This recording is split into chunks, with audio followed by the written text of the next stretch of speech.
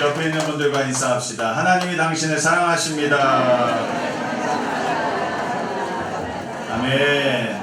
한 번 더 인사합시다. 예수님 안에서 좋은 일이 있습니다. 아멘. 반드시 좋은 일이 있을 줄로 믿습니다.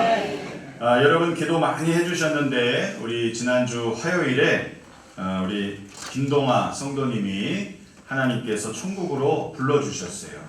예, 나이가 55세밖에 안 되셨는데 너무나 젊은 나이지만 그러나 하나님께서 예수 믿지 않던 우리 김동아 성도님을 예수 믿게 하시고 하나님을 알게 하시고 예, 천국으로 인도해 주셔서 또 장례 3일 모든 절차가 잘 마무리되게 해주셔서 감사드렸고요.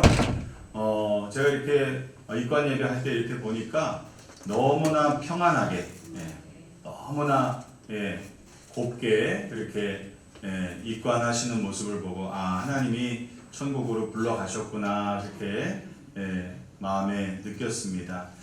계속 기도해 주실 때 우리 남편 또 두 아들 또 유가족들은 아직 예수를 믿지 않아요.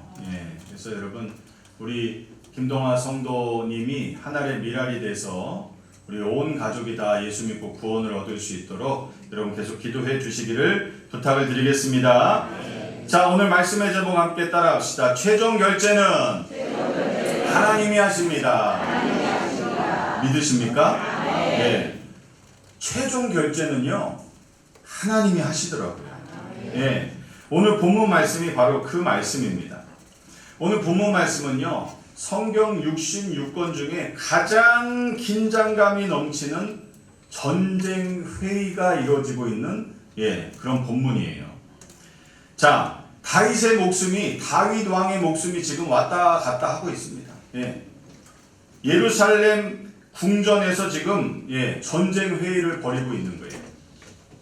아버지에게 반역했던 압살롬 아들이 앉아 있고 그 당시 최고의 전략가, 전쟁 전략가인 아히도벨이 작전을 내놓고 이스라엘의 모든 장로들과 군사들이, 장군들이 막 결정을 내리고 의논을 하고 있는 그런 장면이 오늘 본문 말씀입니다. 그런데요, 다른 하나는 보이지 않는 회의실에서, 사람들이 알 수 없는 회의실에서 하나님이 홀로 그 회의실에 앉아 계시고요. 그리고 그 회의장에서 하나님이 계신 그 회의실에서 결론이 나왔습니다. 오늘 사무엘하 17장 14절 맨 마지막 절에 보니까요. 하나님이 뭐라고 하셨어요? 야훼께서 명령하셨음이더라. 아무리 좋은 전략을 가지고 와도 아무리 당대 최고의 지혜와 전략가가 모여서 회의를 할지라도 여러분 하나님이 명령하시면 하나님의 뜻대로 되는 줄 믿으시기를 축원합니다. 자, 그렇다면 여러분 오늘 우리들의 인생에서 최종 결정을 내리고 있는 것은 여러분 어떤 것입니까? 사람들의 전략입니까? 많은 똑똑한 사람들의 그런 회의 결과입니까? 아니라는 것입니다. 여러분 우리들의 인생의 최종 결정 역시 하나님께서 하시는 줄로 믿으시기를 축원합니다. 자, 오늘 말씀을 보면요, 다윗이요 아들 압살롬이 반역을 일으켜서 예루살렘 궁에서 쫓겨납니다. 도망칩니다. 맨발로 머리에 흙을 막 뒤집어 쓰고 감람산을 지금 다윗 왕이 올라가고 있어요. 누구를 피해서? 아들 압살롬이 자기를 죽이러 오고 있기 때문에. 얼마나 긴박한 상황이에요, 여러분. 자, 아버지가 아들에게 죽을까봐 지금 도망을 가고 있어요. 그리고 여러분 예루살렘 왕궁은 지금 압살롬 다윗의 아들이 점령하고 있고요. 그곳에 누가 있느냐? 바로 아히도벨이라는 오늘 본문 말씀에 나와 있는 당대 최고의 전략가가 압살롬 편에 서서 전략을 내놓고 있는 거예요. 자, 근데 이 아히도벨이라는 사람이 어느 정도냐? 사무엘하 16장 23절에 이런 말씀이 있거든요. 아히도벨이 베푸는 모략은 하나님께 물어받은 말씀 같도다. 예. 당대 모든 이스라엘 사람들이 인정하는 거예요. 이 아히도벨이 내놓은 모략, 전략은요, 하나님께 물어가지고 하나님께 받은 말씀 같은 거예요.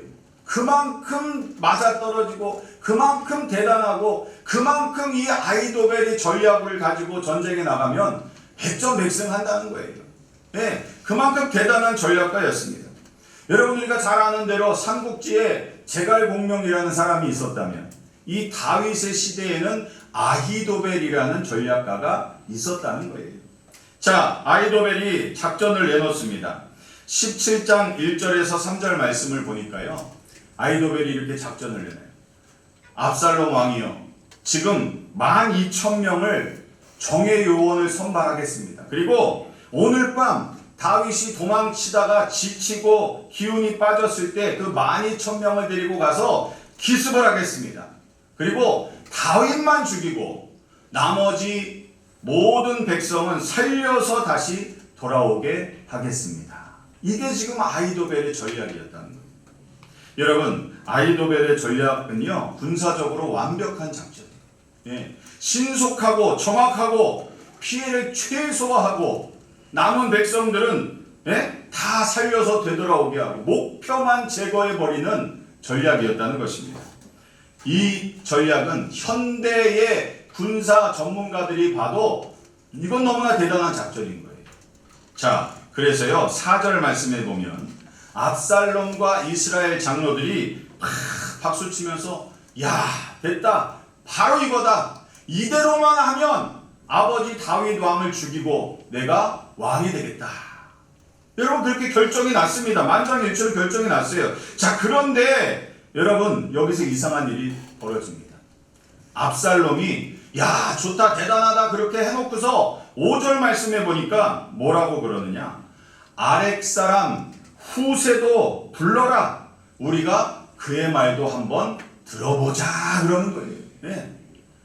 여러분, 아렉 사람 후세는요, 사실 이 아히도벨이라는 사람과 비교가 안 되는 사람이에요. 예. 아히도벨과 후세는 상대가 되지 않는 사람이에요. 예.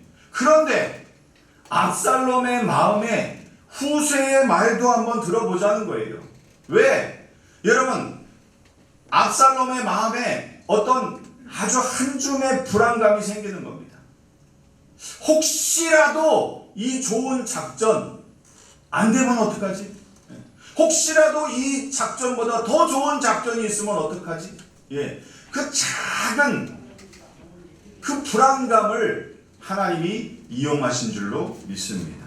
자, 그래서요, 다른 의견도 한번 들어보자. 이 방법보다 더 확실한 방법이 있다면 그 방법을 택하는 게 낫지 않을까? 예? 이 방법보다 더 드라마틱하고 더 영화 같은, 내가 아버지를 죽이고 왕으로 등극할 수 있는 그런 방법은 혹시 더 없을까? 예. 압살롬이 그런 마음을 가지고 후세를 들어오라고 합니다. 자, 후세가 들어와서요, 뭐라고 얘기합니까?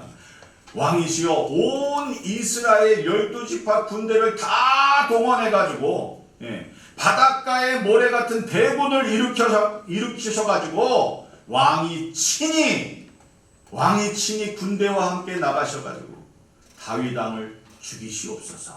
예, 여러분, 이 작전은요, 사실 시간이 어마어마하게 오래 걸리는 작전이에요. 12지파를 다 여기저기서 불러 모으려면, 군사를 모으려면 시간이 많이 걸려요. 예, 시간이 걸린다는 건 뭔 얘기예요? 그만큼 다윗 왕은 도망칠 수 있는 시간을 벌 수 있는 거 아니에요. 예, 그러니까 사실 이거는 아히도벨의 그 신속하고 정확한 그 작전하고 비교하면 이거는 상대가 되지 않는 그런 작전이었습니다. 그런데 여러분 보세요. 14절 말씀해 보니까 압살롬이 이 후세의 전략을 선택하는 거예요. 왜 그랬을까요? 예? 아히도벨의 전략이 사실은 더 완벽하고 신속하고 정확한 전략, 정말로 아히도벨의 전략대로만 압살롬이 했다면 다윗 왕은 그날 밤에 죽었어요. 네. 그리고 압살롬이 왕이 됐을 거예요. 그런데 여러분, 압살롬의 마음에 후세의 그 전략, 그 열등한 전략이 더 마음에 들었던 이유는 뭐냐? 내가 온 이스라엘 대군을 이끌고 가서 내가 왕으로서 아버지를 처단하고 모든 백성들이 내가 아버지를 죽이는 그 광경을 직접 목격하고 나를 왕으로 떠받들게 해야 되겠다. 그 허영심, 그 교만한 마음을 하나님께서 이용하신 줄 여러분 기억하시기를 축원합니다.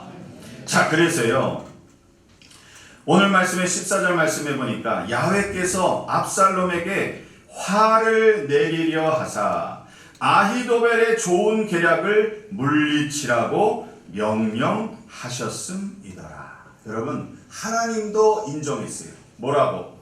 하나님조차도 아히도벨의 계략이 무슨 계략? 좋은 계략. 이대로만 했으면 다윗 왕은 죽었을 것이다. 그런데 하나님의 뜻은 그게 아니었어요. 압살롬에게 화를 내리는 것이 하나님의 뜻이었고, 그래서 아히도벨의 좋은 계략을 물리치는 것이 하나님의 명령인 줄 기억하시기를 바랍니다.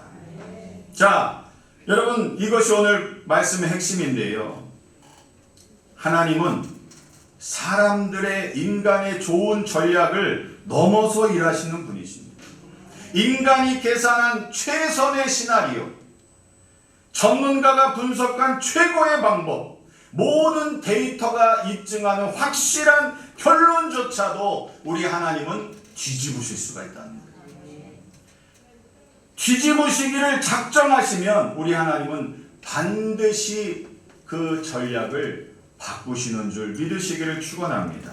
자, 그런데 이 하나님이 압살롬을 여러분 화를 내리려 하신 이유, 또 아히도벨의 좋은 계략을 물리치려고 하신 이유가 앞장에 나와 있는데요. 자, 어떻게 하나님께서 이 일을 행하셨느냐? 바로 사무엘하 15장 31절에 이런 말씀이 있습니다. 다윗이 아히도벨이 압살롬과 모의하는 자 중에 있다함을 듣고 야훼여 청하건대 아히도벨의 모략을 어리석게 하옵소서 하니라. 아멘. 한번 따라합시다. 아히도벨의 모략을 어리석게 하옵소서. 지금 누가 기도한 거예요?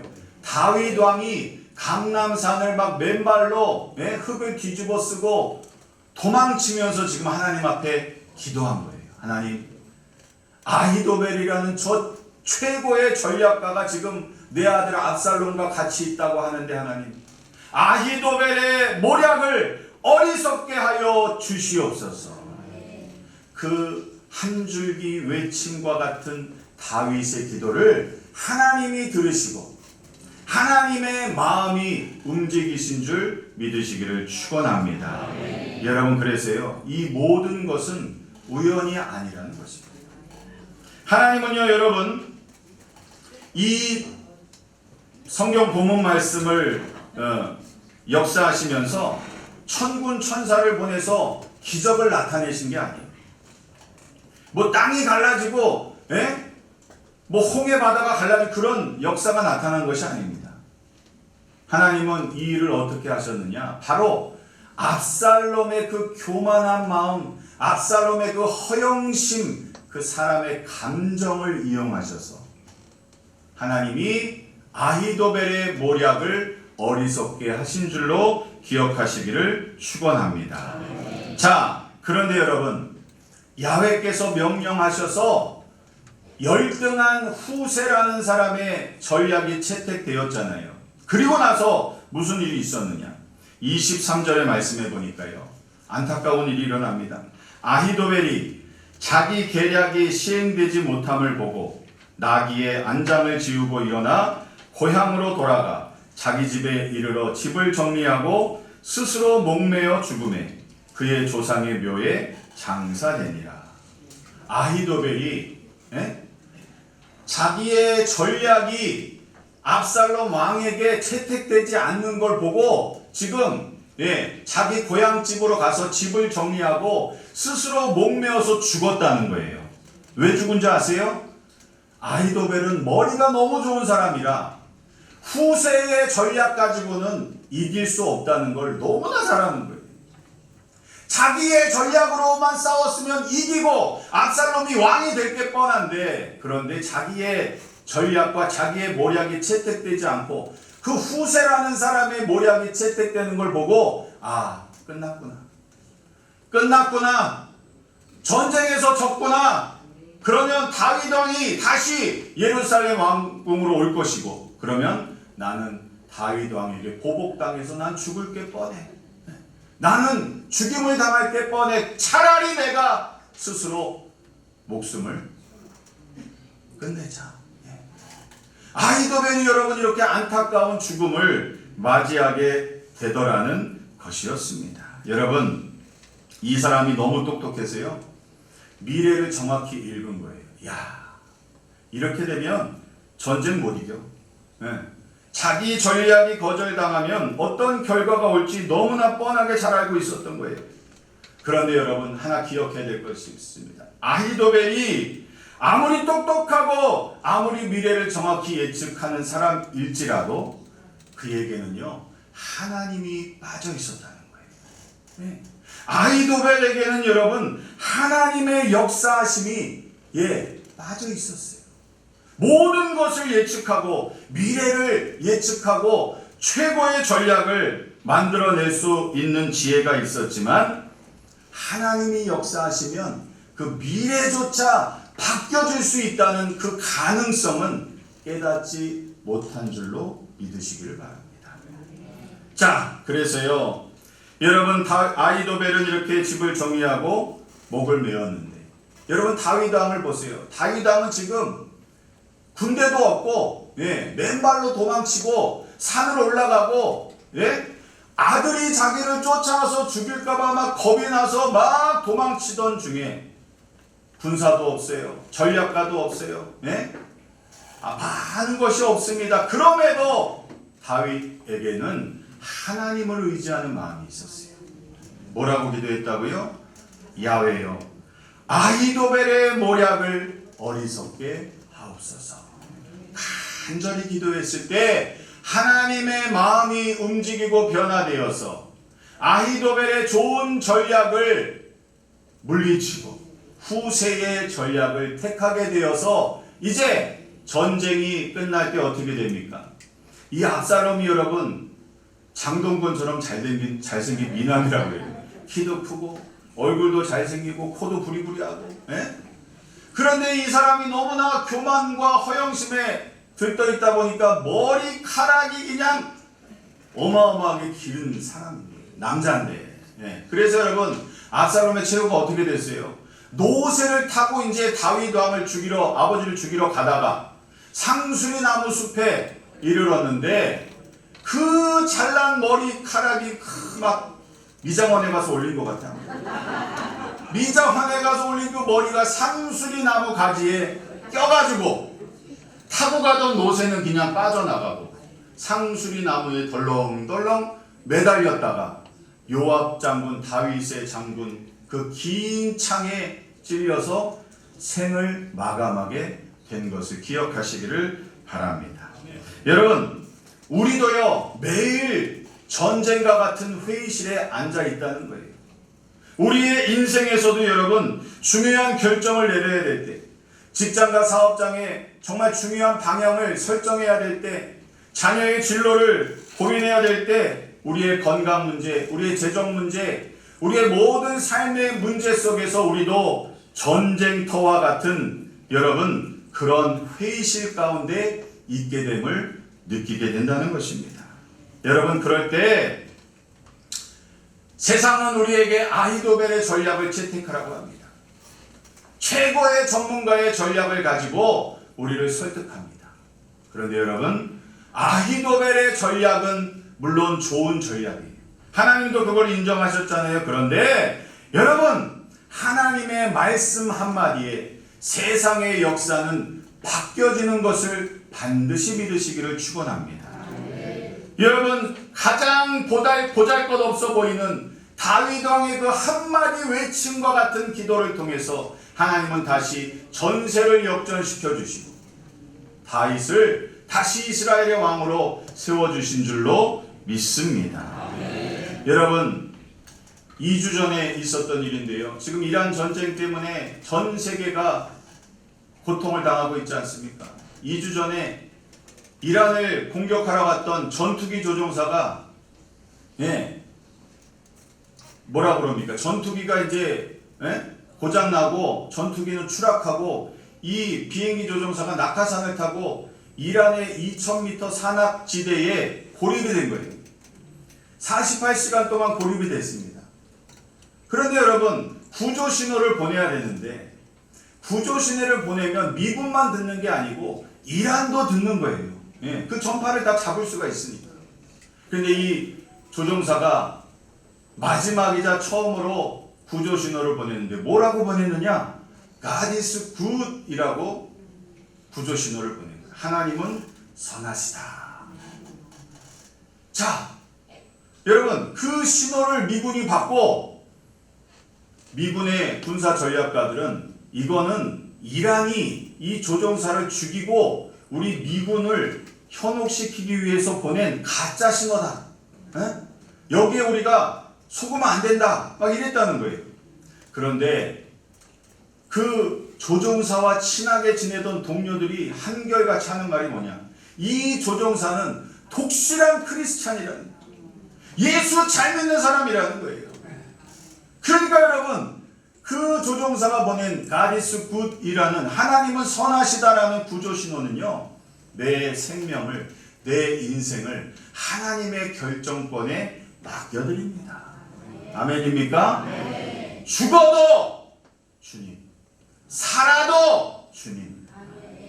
God is good이라는 신호를 보내고 이 조종사가 권총 한 자를 들고 2000m 그 이란 산악지대에서 구조를 기다린. 그래서 이 동료들의 조언을 듣고 미군이 움직이기 시작해서 이 조종사가 구조가 되고 살아난 줄로 믿습니다. 여러분, 하나님은 선하신 분임을 믿으시기를 축원합니다. 이란 전쟁 말씀을 드렸는데 이란 전쟁 때문에 여러분 온 나라가 지금 두려움과 불안에 쌓여 있습니다. 어디를 가도 이제 뭐 살 수 있는 게 없어요. 다 사재기를 해놔가지고 뭐 쓰레기 봉투도 없죠. 음식물 쓰레기. 저희 큰애가 그 마라탕 집에서 아르바이트를 하는데 주인이 그러더래요. 주인이 전화를 받았어요. 포장 그 용기를 공급해주는 회사에서 전화가 왔어요. 전쟁이 계속되고 한 2주, 3주 전쟁이 안 끝나면 이제 포장 용기를 보내줄 수가 없다는 거예요. 통이 났으니까. 그럼 어떻게 돼요? 장사를 포장은 못하는 거예요. 와서 먹는 사람만 받아야 되는 거예요. 여러분, 전국의 자영업자들이 지금 난리가 났어요. 전국의 사업장 하시는 분들이 난리가 났어요. 여러분, 우리가 그런 전쟁을 바라보면서 막 휴전이 됐다가도 또 다시 번복이 되고 막 엎치락 뒤치락 하는 모습을 보면서 우리 마음의 불안과 염려가 감쌀 수밖에 없습니다. 호르무즈 해협에 아직까지도 지금 우리나라 그 선박이 지금 갇혀서 못 오고 있잖아요. 원유를 가지고 와야 되는데 지금 오지를 못하고 있습니다. 여러분, 이럴 때 우리들의 마음이 흔들릴 수 있어요. 강대국을 바라보면서 야, 이거 어떡하나, 큰일 났다. 그런데 여러분, 기억하시기 바랍니다. 우리 하나님이 이 전쟁의 결정권을 가지고 계신 줄 믿으시기를 축원합니다. 여러분, 이 이란 전쟁, 중동 전쟁의 결정권이요, 백악관에 있는 게 아니에요. 트럼프에게 있는 게 아닙니다. 이스라엘 네타냐후 총리한테 있는 게 아니에요. 세계 최고의 전략가들이 지금 아이도벨보다도 더 뛰어난 전략가들이 지금 백악관과 이란과 이스라엘에서 열심히 전략을 내세우고 있겠지만, 그러나 오늘 성경이 말씀하고 있는 하나님께서 명령하셨습니다. 하나님이 결정하신다는 거예요.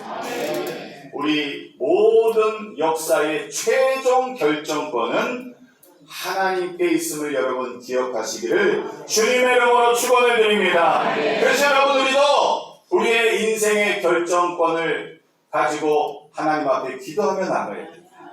맨발로 강남산을 올라가면서 도망쳤던 그 다윗이 하나님 아히도벨의 모략을 어리석게 하옵소서 기도했던 것처럼 여러분의 삶 속에 어떠한 인생의 중요한 결정을 내리실 때 하나님께 기도하시기를 바랍니다. 하나님 나와 함께 하여 주시고 하나님의 말씀대로 이루어지게 하여 주시옵소서. 이 세상의 역사의 주관자 되신 주님께서 이 중동 전쟁도 해결하여 주시옵소서. 속히 정전되게 하여 주셔서 전쟁으로 고통받는 전 세계 사람들에게 평화가 임하게 하여 주시옵소서. 기도하는 저와 여러분 되시기를, 예수 그리스도만 바라보시는 저와 여러분 되시기를 주님의 이름으로 축원합니다. 축원합니다. 기도하겠습니다.